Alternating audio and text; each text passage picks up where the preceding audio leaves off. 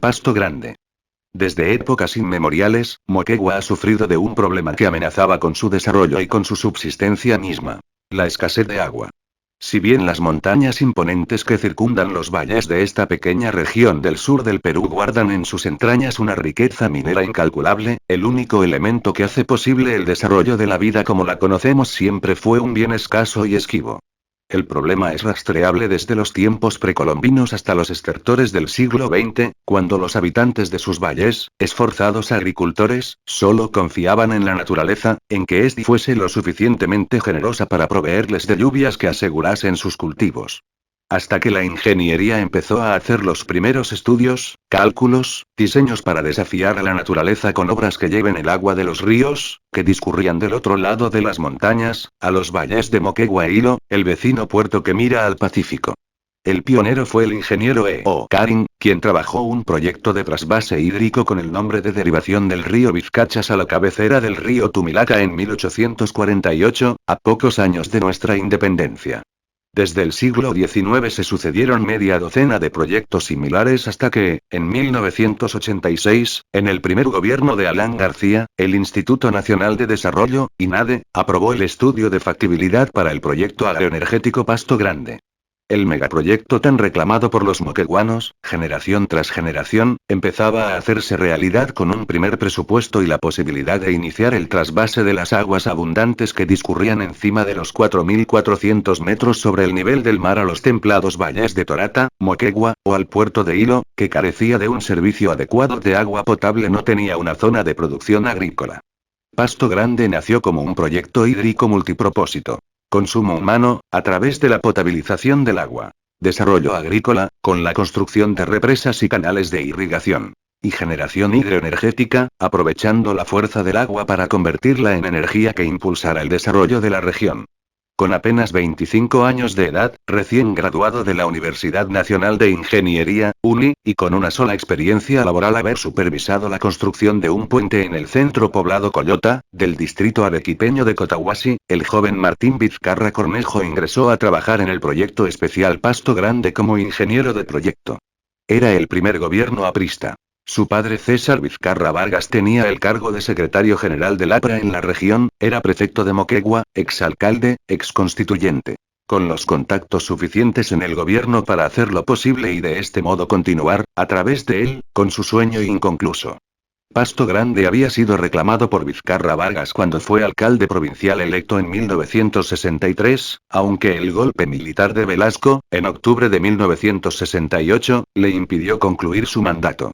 Pero, en 1989, casi 21 años después, Pasto Grande formaba parte del proyecto especial Tacna Moquegua, y Martín, su tercer hijo, al que consideraba el más ordenado y formal de los 4 hermanos Vizcarra Cornejo, era el elegido para continuar su obra.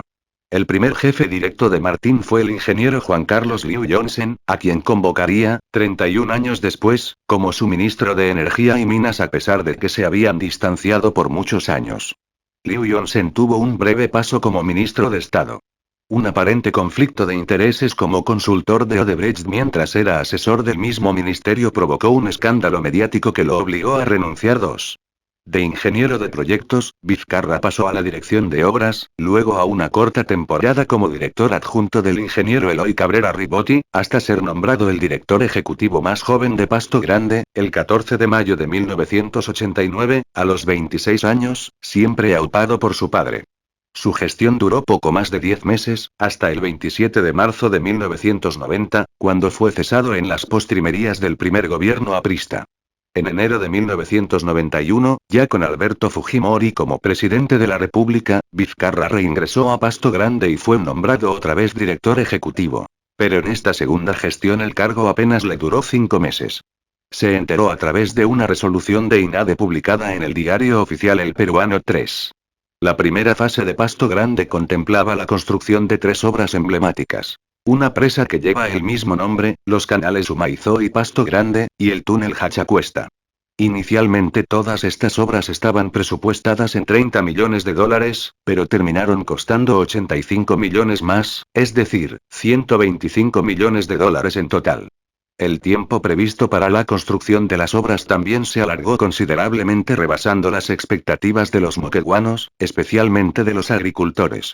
Esto desató una serie de críticas de las autoridades, políticos locales y gremios profesionales, como los colegios de ingenieros y abogados de Moquegua, que cuestionaban aspectos técnicos, costos, sobrecostos y plazos de cumplimiento, y advertían de supuestos delitos cometidos por los funcionarios de Pasto Grande que fueron sucediéndose en los 3 lustros iniciales del proyecto.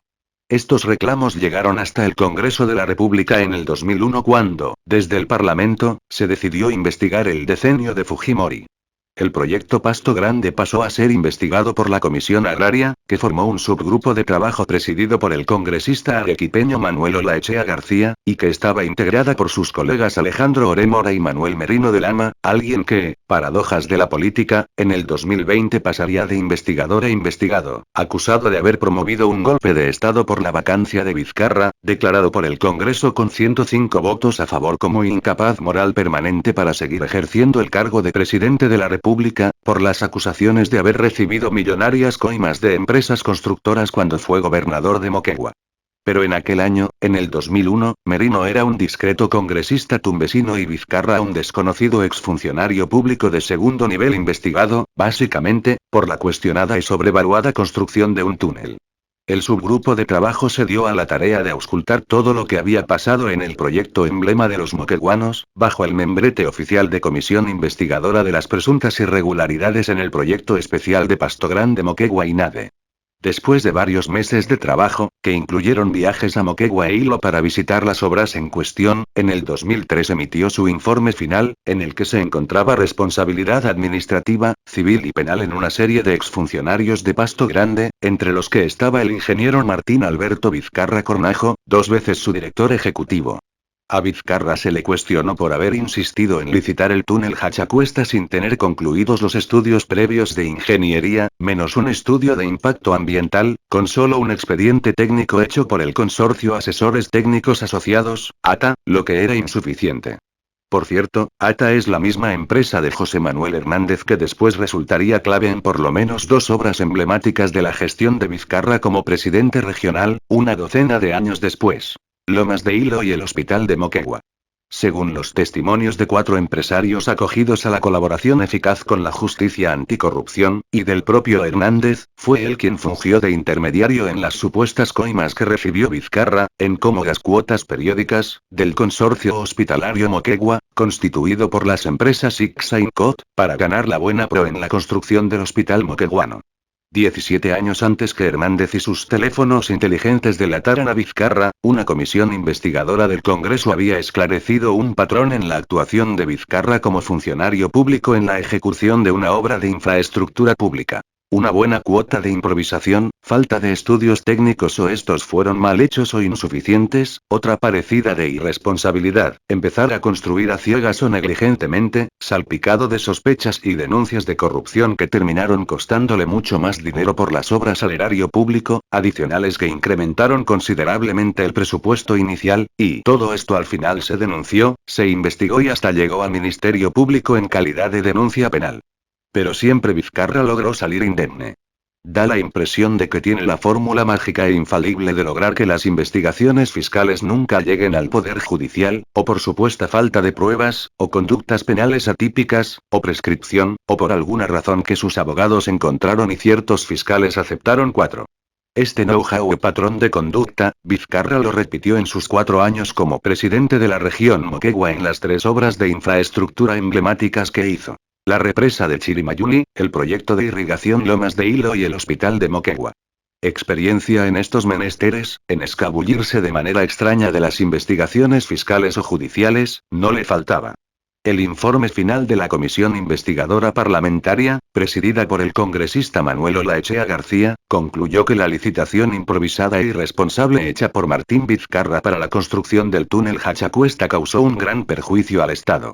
Se licitó por casi 17 millones de dólares y terminó costando 64 millones, 286% más que el presupuesto de adjudicación.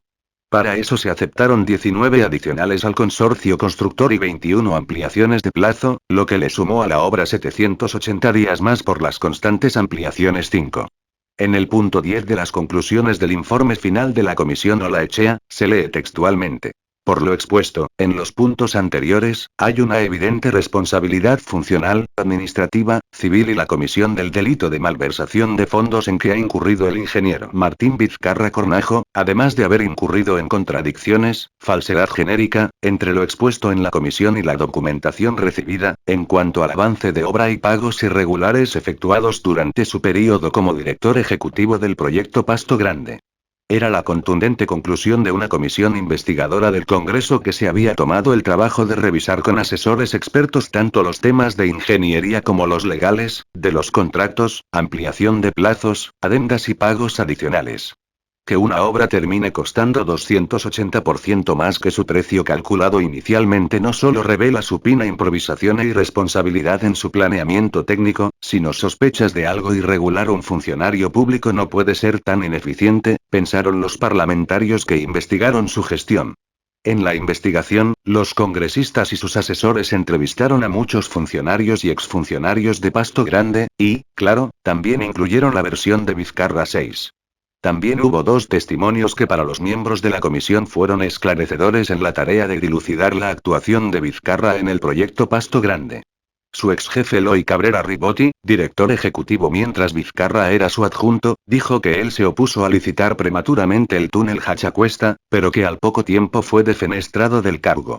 El asesor técnico de Cabrera Ribotti, el ingeniero Fernando Fuch Valdez, declaró bajo juramento ante la comisión investigadora que Vizcarra prácticamente armó la licitación como un traje a la medida para el consorcio IC Cáceres Gicomsa, controlado por el exministro de Economía y Finanzas de Fujimori Jorge Camet Dickman.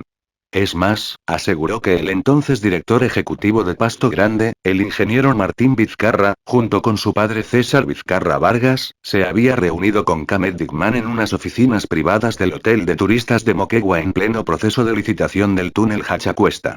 Cuando se le preguntó por la reunión con Camet en un hotel, Vizcarra sostuvo, como lo hizo después en el caso de sus visitas a otras empresas durante la construcción de Lomas de Hilo, que se trataba de una reunión técnica de trabajo. El contrato de construcción del túnel se firmó, contra viento y marea, el viernes 27 de octubre de 1989 cuando Vizcarra era el director ejecutivo del proyecto especial Pasto Grande 7 y Jorge Camet Dickman el presidente de la Confederación Nacional de Instituciones Empresariales Privadas, CONFIEP, el gremio de gremios de los empresarios en el Perú. Poco tiempo después sería nombrado ministro de Industrias, cuando su empresa estaba iniciando la construcción del túnel.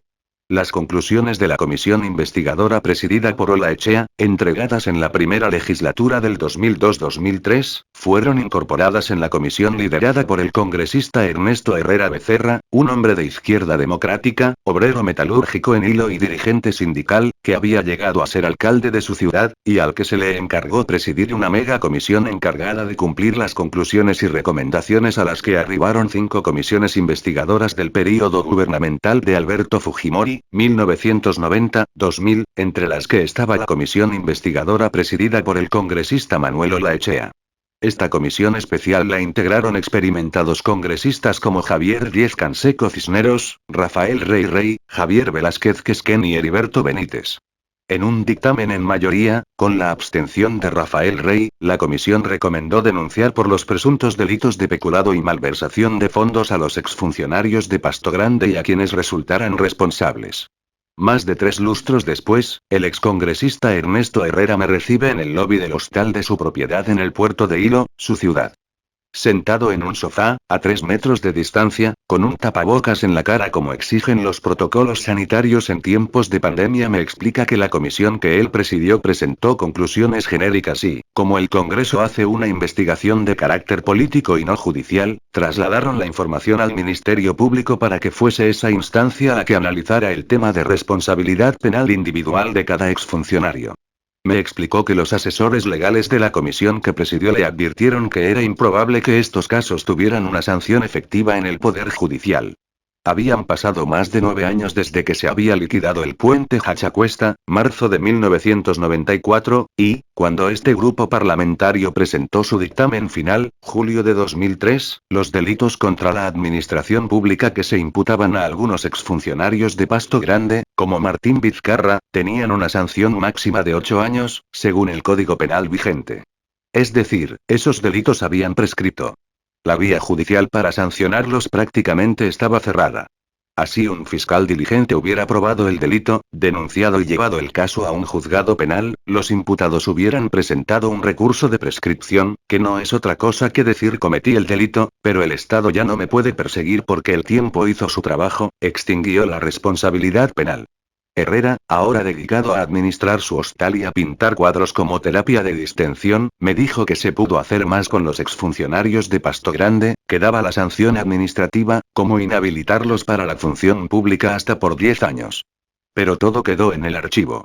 En el olvido. Herrera me explicó que, teniendo en consideración esta realidad inamovible y como una advertencia a los magistrados que no cumplen con su trabajo por desidia o por corrupción, dejando prescribir los delitos o de plano los archivan, la comisión parlamentaria recomendó que deberían ser denunciados ante el Ministerio Público por presunto delito de prevaricato el fiscal y juez de primera instancia de la provincia Mariscal Nieto, en Moquegua, que archivaron una denuncia anterior, presentada en contra los exfuncionarios del Pasto Grande, en el año 2000. Se refería a una veintena de exfuncionarios de Pasto Grande que no fueron, finalmente, investigados en el Poder Judicial, entre ellos Martín Vizcarra 8.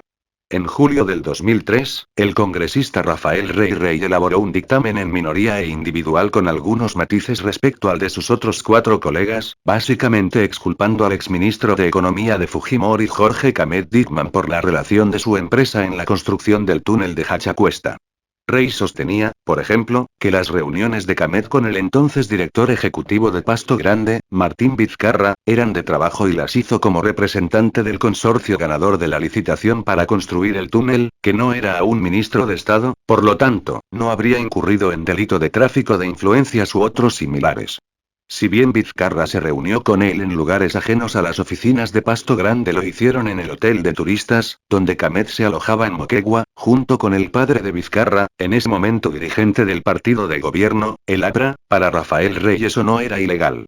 Lo que no tuvo en cuenta en su dictamen es que Jorge Camet Dickman fue ministro de Industrias de Fujimori desde abril de 1992, al año siguiente fue nombrado ministro de Economía, donde permaneció hasta fines de 1997.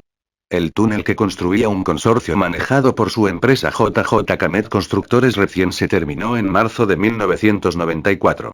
Es decir, durante 3 años y 11 meses Camet fue ministro de Estado en la estratégica cartera de Economía, la que transfiere los fondos a proyectos especiales como Pasto Grande, y contratista de una de esas obras, a la vez mueve las tierras de Estuquiña y la ruta del dinero. Entre los objetivos fundamentales del proyecto especial Pasto Grande estaba incorporar nuevas tierras al desarrollo agrario de la región. Miles de hectáreas convertidas de eriazas a agrícolas gracias al agua trasvasada de las alturas a través de represas y canales de regadío.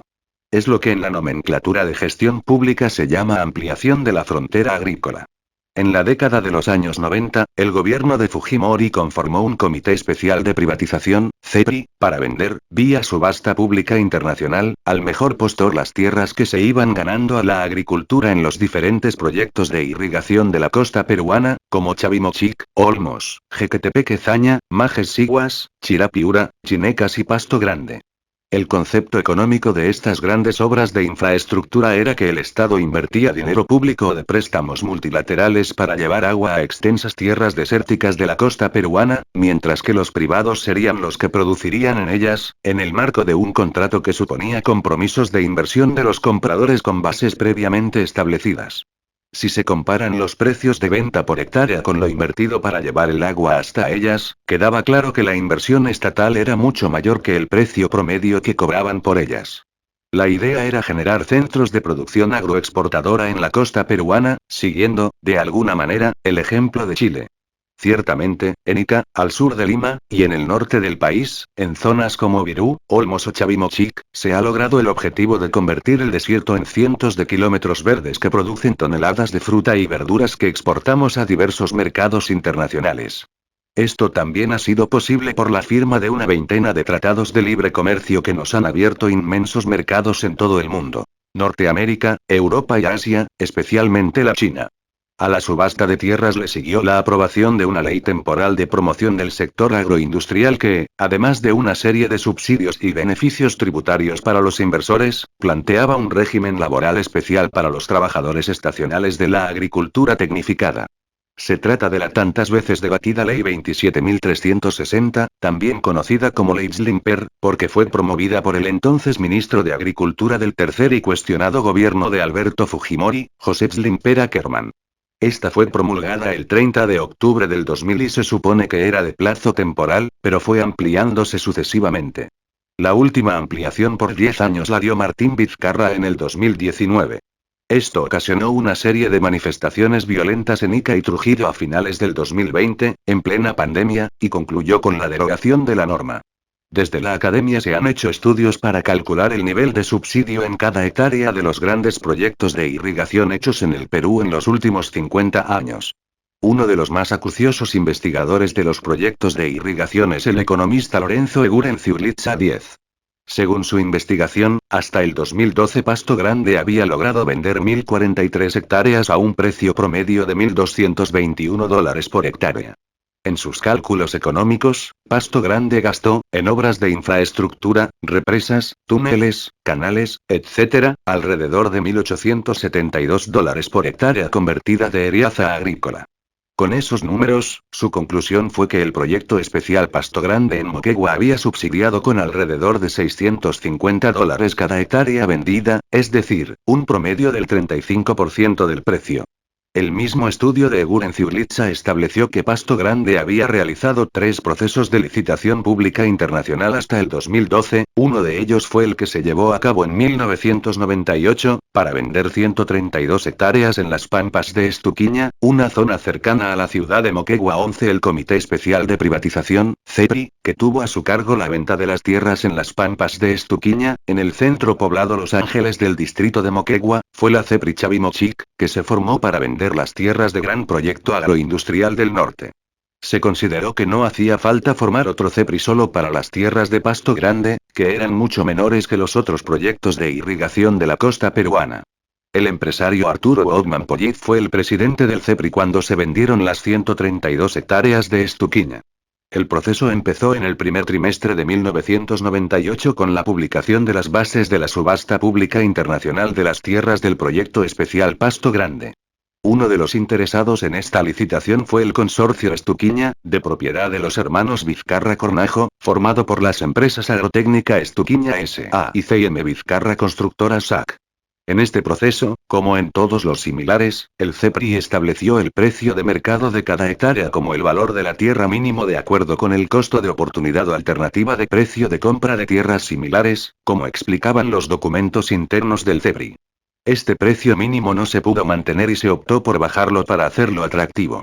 Finalmente, el lunes 6 de abril de 1998, se vendió un lote de 60 hectáreas de tierras agrícolas ubicadas en el área piloto de irrigación de la zona conocida como la Pampa de Estuquiña.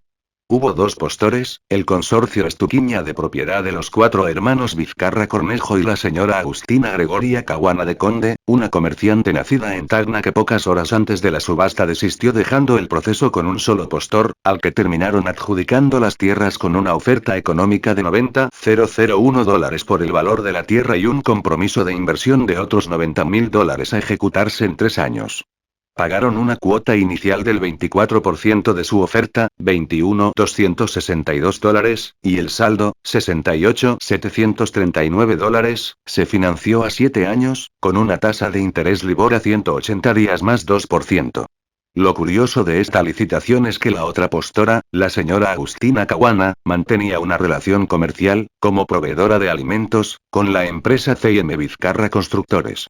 Ella, una pequeña comerciante, dedicada a la venta de alimentos, bebidas y tabaco, acogida al régimen especial de la SUNAT, autorizada solo a emitir boletas de venta, no tenía capacidad para poder hacer una oferta económica en esta licitación. No podía comprar un terreno de 60 hectáreas, menos comprometerse a invertir miles de dólares para empezar a producir en ellas.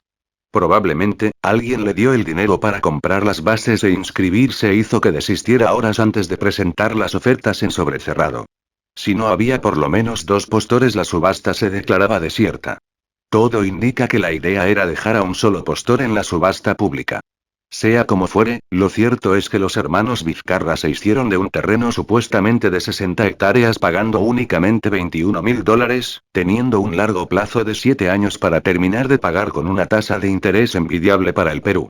Pero eso no es lo cuestionable, lo raro es que en todo el proceso de licitación 37 se habló siempre de 60 hectáreas, 600.000 metros cuadrados, pero tanto en la escritura pública de la compra-venta del terreno de proyecto especial Pasto Grande a Consorcio Estuquiña, como en la ficha registral respectiva, se consignan 131,82 hectáreas de terreno 12.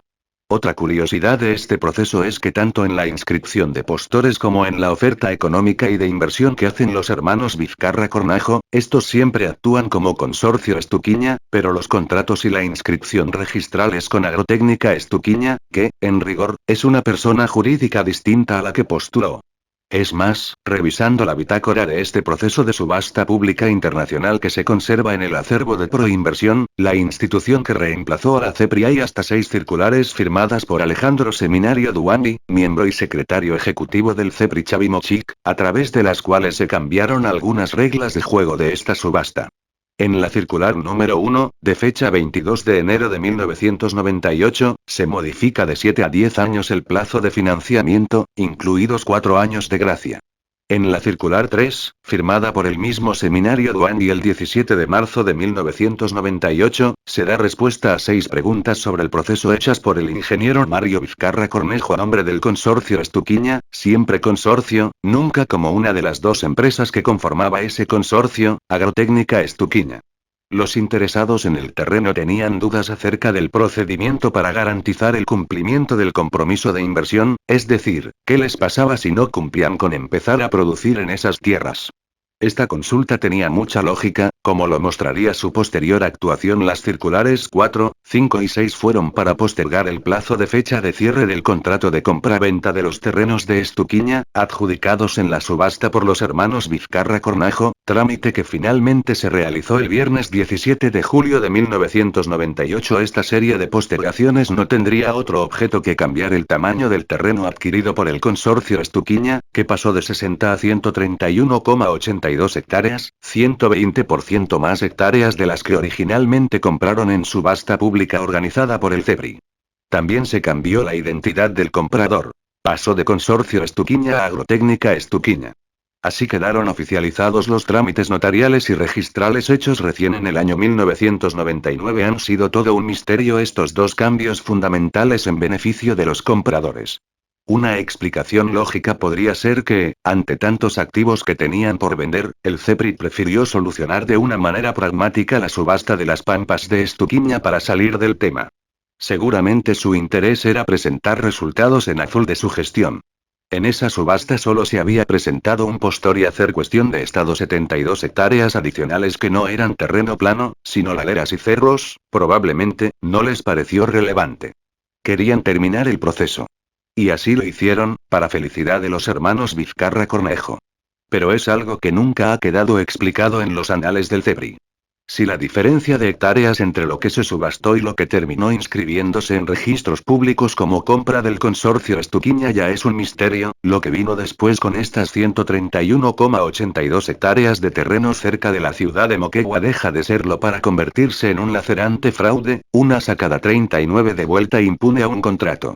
Los ganadores de la subasta pública han incumplido flagrante y sistemáticamente el 13º punto del contrato que firmaron con el CEPRI. No invirtieron en 3 años para empezar a producir estas tierras.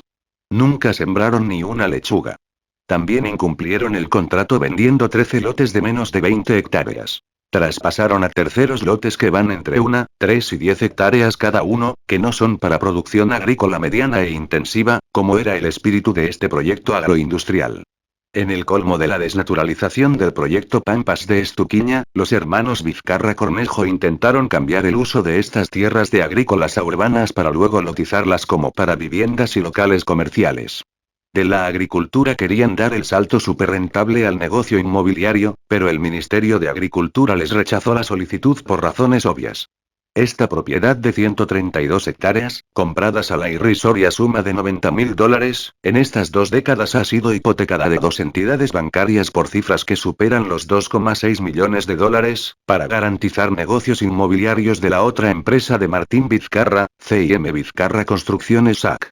El fiscal Germán Juárez Atoche tiene en esta trama una beta interesante para seguir con sus pesquisas y rastrear el dinero que los colegas constructores del expresidente aseguran haberle entregado en calidad de soborno para favorecerse con obras públicas. Hay una hipoteca de esta propiedad por $2.636.400 a favor de Interbank que fue levantada en septiembre del 2014, lo que coincide con las supuestas coimas. Con la prerrogativa de levantar el secreto bancario y tributario del investigado y de sus empresas relacionadas, el fiscal del equipo especial Lavajato podría esclarecer el origen de los fondos para levantar las hipotecas bancarias de las empresas familiares. Han transcurrido más de 22 años, las pampas de Estuquiña siguen siendo eso, terrenos baldíos sin producción agrícola alguna. Han sido lotizados en 14 parcelas, vendidas por la empresa agrotécnica Estuquiña en este tiempo a mucho más dinero que los $680 por hectárea que terminó costándoles a Martín Vizcarra y a sus 3 hermanos cada 10.000 metros cuadrados habilitados para zona agrícola por el proyecto Pasto Grande, donde Vizcarra fue 2 veces su director ejecutivo. Cuando los reporteros han viajado hasta las pampas de Estuquiña han encontrado una zona atomizada, con algunos posesionarios que dicen haber comprado lotes menores y ahora reclaman sus respectivos títulos de propiedad, o sea que se les transfiera la propiedad a través de una inscripción en los registros públicos. Incluso un agricultor anciano, el señor Ricardo Mendieta, junto a su hija Ana, mostraron un recibo como constancia de haber pagado $4.500 por 7 hectáreas y ahora reclaman al gerente general de la empresa que les vendió, Mario Vizcarra Cornajo, el hermano del expresidente, que les firme la transferencia. En los primeros días de enero del 2021 el Jurado Electoral Especial, G. Lima Centro 2 excluyó al expresidente Vizcarra como candidato al Congreso de la República debido a que omitió declarar que era dueño del 30% de las acciones de la empresa agrotécnica Estuquiña Sociedad Anónima. El GE advirtió que aun cuando la empresa había sido dada de baja en su NAT de oficio desde el 2007 por inactividad, en el 2015 se había inscrito en registros públicos un poder a favor de Martín Vizcarra. Es decir, omitió declarar su participación en una empresa que tiene un patrimonio avaluado, mínimo, en $2.500.000. Por eso fue excluido. Como era natural, Vizcarra apeló la sanción, pasando a instancias del Jurado Nacional de Elecciones, JUE, como la última decisión. El jueves 21 de enero del 2021, los 4 integrantes del JUE escucharon los alegatos del abogado de Vizcarra, Fernando Ugaz. Terminada la audiencia, la causa quedó al voto. La legislación vigente estipula que el Pleno del JUE tiene hasta 3 días para emitir la resolución. Con plazos vencidos, la resolución fue publicada extrañamente en la madrugada del miércoles 3 de febrero desestimando la exclusión de Vizcarra. Inusual la hora, pero sobre todo escandaloso el fallo que contraviene la jurisprudencia en casos similares. Si el fallo ya era escandaloso, la historia de cómo se cambió 2 votos después de decidido tiene un sello montesinista, según la crónica del periodista Ricardo Uceda publicada en el diario La República el martes 9 de febrero bajo el título de El Cambiazo. Según la investigación de Uceda, el abogado trujillano Jovián Sangínez, representante de los decanos de facultades de Derecho de universidades públicas ante el JUE y el presidente de este organismo, el juez supremo Jorge Luis Salas Arenas, variaron sus votos para admitir la candidatura de Vizcarra. Luego modificaron 3 votaciones de casos análogos para dar una muestra de supuesta coherencia. Todo en medio de una opacidad que enturbia el proceso electoral. Lo relevante es que el hermano del presidente del JUE es amigo de Vizcarra desde cuando era el cardiólogo de cabecera de su madre Doris Cornejo. Probablemente por esa amistad, cuando Vizcarra fue presidente regional firmó una resolución exonerando de responsabilidad administrativa al médico Héctor Salas Arenas, su amigo.